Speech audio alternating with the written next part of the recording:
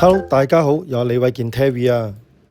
嚟到名古屋之旅嘅第3日，一大清早，我同阿寶同外母就上咗旅遊巴。今日我哋 join 一個 local tour， 準備去飛驒高山同埋白川鄉參觀。我哋喺第一站會先去飛驒高山，由名古屋出發去到飛驒高山，車程大約2小時06分鐘。嚟到飛驒高山嘅範圍，喺車上邊望出去已經見到好多特色小店。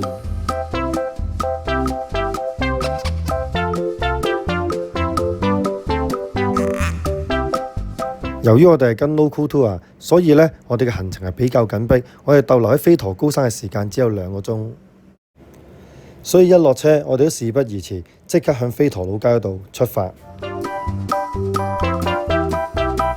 嚟到飛驒高山，最出名嘅就係食飛驒牛，即刻揾嚟試下先。見到有間賣飛驒壽司嘅店鋪，我係即刻幫襯。呢度嘅飛驒壽司售價由600yen至900yen，我哋總共買咗3款嚟試下。我就選擇咗鹽燒味，阿寶選擇咗醬油味，應該。而外母就選擇咗麵豉味。食之前影返張相留念下先。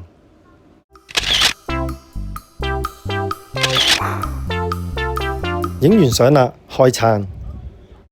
食完壽司，連托住壽司嘅蝦餅都可以食埋㗎。同我食過嘅和牛壽司比，呢一間超晒班。如果10分滿分嘅，我俾9分。食完嘢開始行街，見到有飛驒高山嘅吉祥物元寶寶，又埋去合照返張先。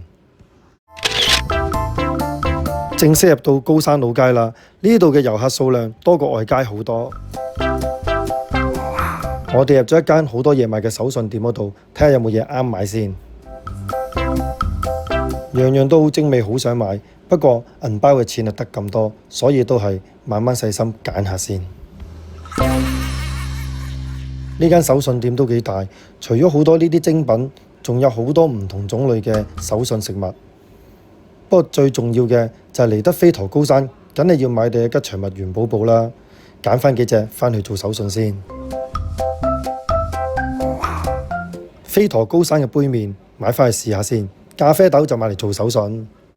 最後我哋就喺呢間三川屋本店嗰度買一啲戰利品啦。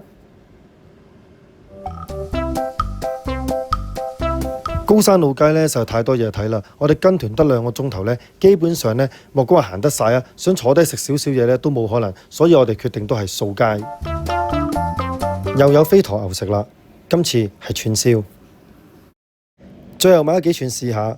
有人覺得呢 A5 呢頭嗰幾啖就好好食，之後就好肥膩，都係赤身襟食啲，起碼食嚟食去都冇咁油膩，仲有牛肉香味。食完牛肉串冇耐，行下又見到飛驒牛嘅產品，今次係牛肉包。咁阿寶啊即刻走去幫襯，買咗3個，我哋1人1個。計埋呢一個都好似食咗好多飛驒牛產品嘅嘢，我已經唔記得咗啦，應該有3、4樣啩。咁啊，試埋呢個飛驒牛肉包先。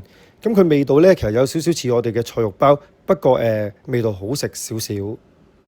由於高山老街嗰度呢，越嚟越多人啦，係勁逼嗰隻，所以呢，我哋幾個呢，就行咗出高山老街隔離一條街嘅地方嗰度，繼續揾嘢食同埋影下相。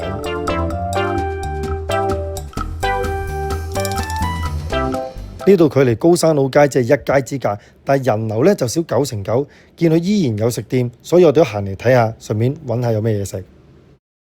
喺度見到一間食飛驒牛燒丸子嘅店鋪，章魚燒丸子就試得多，飛驒牛燒丸子就真係未試過，所以又諗住買嚟試下。買完等我叫阿寶幫我影返幾張相留念下先。等我懵閉閉喺度擺 pose， 原來阿寶係幫我拍緊片㗎。食完呢個燒丸子，我都係覺得之前嗰個飛驒牛壽司同埋飛驒牛嘅串燒好食啲。眨下眼又差唔多2個鐘啦，咁我哋行返去高山別院嗰度，準備上返我哋嘅旅遊巴去第2個景點。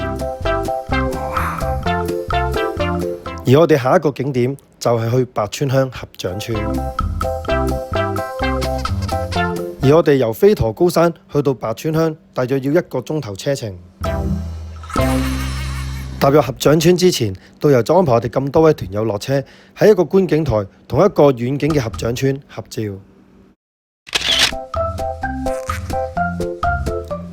越接近白川鄉嘅合掌村，啲屋呢都零舍有鄉村味。未落車已經感受到一種大自然嘅清新空氣。到達咗啦，一落車呢已經見到呢成個畫面好靚啊！真係好似呢入咗一幅水彩畫咁樣啊！而要正式踏入白川鄉嘅合掌村，首先就要過咗呢一條吊橋先。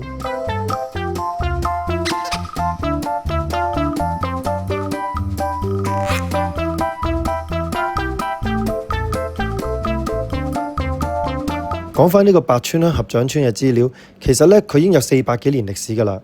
佢係俾群山包圍嘅小村落，仲喺1995年俾聯合國教科文組織登記為世界文化遺產。同埋入到佢哋嘅範圍呢，你360度望去邊呢，個感覺都係好靚㗎，好似呢入咗一個古代嘅山水畫咁啊！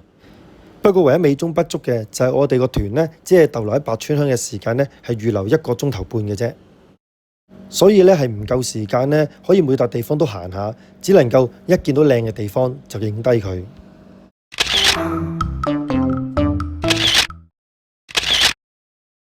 講起白川鄉嘅靚景，大家一上網揾呢，多數都係白蒙蒙好靚嘅景。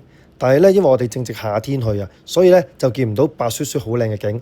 但係咧，翠綠嘅環境一樣都係咁靚。不過都要提提咧，如果夏天去嘅朋友啦，因為咧白川鄉呢個位置咧，基本上係一望無際咧，係冇乜遮擋嘅，所以咧，如果你係夏天去嘅朋友咧，記得擔遮啊！如果唔係咧，就好似我咁啊，哇曬到頭都暈埋㗎啦！所以喺影相嘅時候咧，我全程都係蒙起隻眼，等我叫阿寶幫我加翻副太陽眼鏡先。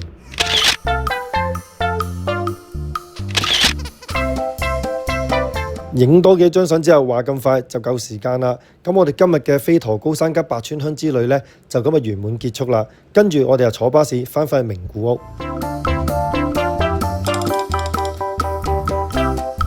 翻到名古屋，咁我哋就去當地最出名嘅雞翼店嗰度買外賣，翻酒店試下。咁之前2晚呢已經試咗2間唔同雞翼店嘅雞翼啦。咁而家試緊第3間最出名嘅，睇下有咩唔同。咁食落口咧，第一啖係好重胡椒味嘅。不過咧，我哋3個都覺得呢啲雞翼係過鹹嘅。但係如果中意食重味嘅朋友咧，就啱晒啦。食完雞翼，跟住再整理下今日喺白川鄉同埋飛陀高山買翻嚟嘅手信之後，我哋就準備出去揾晚飯食啦。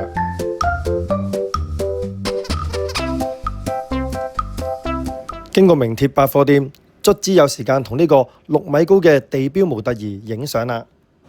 我戚，我再戚，點啊？影唔影到啊？影到一個好似裝人裙底嘅傻佬。跟住我哋又上咗去名鐵百貨店嘅一間壽司店嗰度食晚餐。喺我呢幾日嘅旅程呢，我發覺名古屋呢係冇乜壽司店㗎，所以見到一間壽司店我就好開心。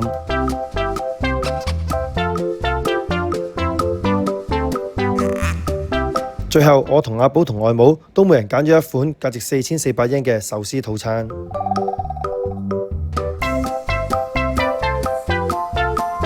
套餐會配麵豉湯、蒸蛋同埋抹茶和果子，仲有12款唔同嘅壽司。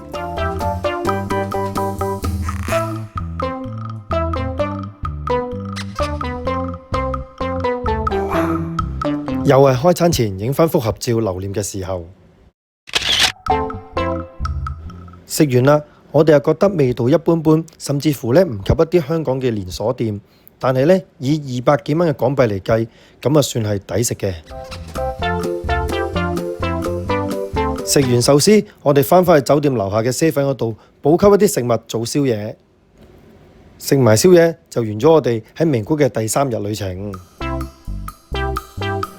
多謝大家收睇，鍾意我哋影片嘅朋友記得俾個 like 同訂閱我哋嘅頻道，希望你哋會撳埋個鐘仔啦，下集見啦！